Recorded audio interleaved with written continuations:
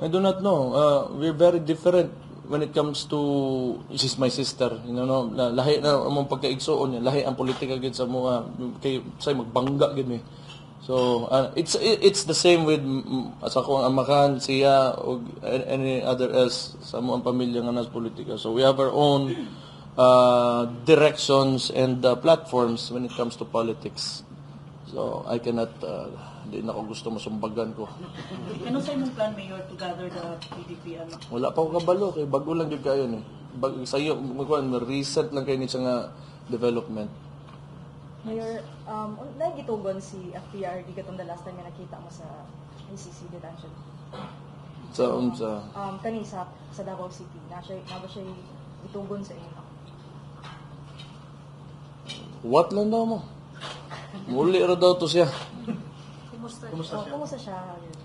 Appearance? Physically? Tanon ako, okay siya. Kay gusto rin siya maayo man. Ano ba nga? Murag better ang iyang. I think he's better. I truly believe he is better there. Ang diferensya lang, medyo nag-lose siya weight. Yun. Namayat yun siya ng payat kayo? Or po si Dugay lang ako sa nakita. Pero, nabaguhan ko ba, ana. Pero, mayat siya.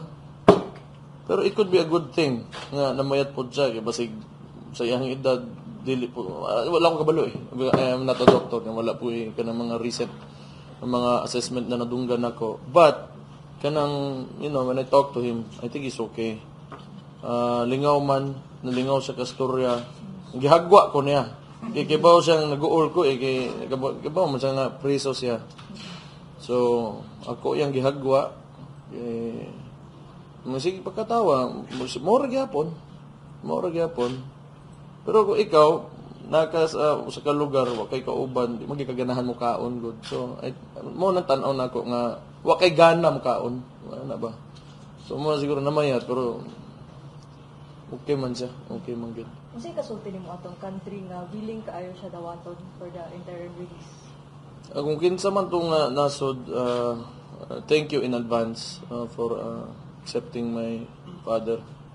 If ever that will happen. But still, kung wala man, since kung isugot na ka, I will not forget this. Positive taan yung kuan karon Mayor nga ma-approve yun sa paboranta sa kanino sa interim release sa ICC. Honestly, akong tanaw manggod, ang ICC dili kayo confident akong tanaw sa iya ha. Because ang katong extraordinary rendition nga nahitabo manggod kang PRRD kadto pala manggodaan kuan na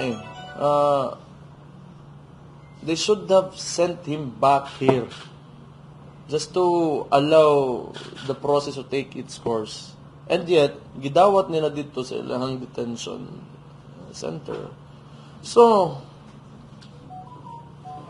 I have this suspicion nga ang ICC is a political tool. Kay,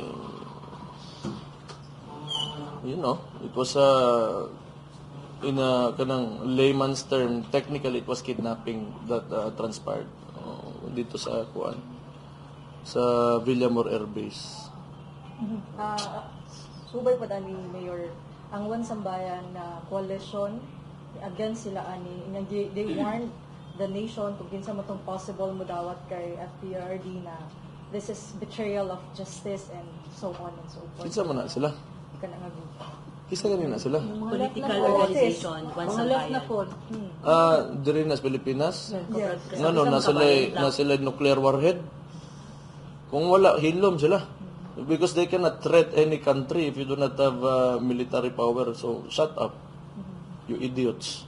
Pati kini si Franz Castro and Attorney Colmenares, they're so against with kaning interim release. Kontra sa politika. Muna sila mga pulos. Ito banha lang. Nidaog na unta na si Franz Castro kung unsa pa na siya, hostilan mamina pamanmuan na niya noong unsang taon. So ganito. Oh yes. Di na ko na kuan be. Ano sa giingon katawanan kaayo. Genre. Genre di ayo si genre. Tama si genre di ay na no tao. Genre ni nga na dagana ba nimo hibaw anday. Skot man gay. Na ganang okay sagdi lang. Sagdi lang ana mo gina sila. And Mayor, nitubag nga si General Torre katong iyahang pagka-PNP chief and his promotion was not based on merit according sa imong ginrasbak siya sa imuha, and then basin nakalimot daw ka nga ang first PNP chief under FPRD's administration is Senator Bato nga from 1-star jumping to the 4-star general. Kung sa imong tubag pud sa iya. Gi kumpara po niya no, yung kaugalingon. Okay, di ba ka Pwede nga mali ko nga siya 2-star ni Ambag, 1-star ni Ambag, basta kay ni Ambag. So while he compares himself to Bato, let me just point out the difference. Si Bato, kung ni Ambag man siya og promotion, it is because it was to fight drugs and criminality. Si Torre ni Ambag sa position because he is there to persecute those who are against drugs and criminality. So what does that say about this administration? Kulang na lang ingnon nimo, you are promoting drugs and criminality and you are grooming pushers and narco-politicians. So, sa to? Back to you. And i-call out po dahil Pamati, pag iniungguyan eh. i-call out mo ni Yusek Castro for sharing AI also kamo ni Senator Bato.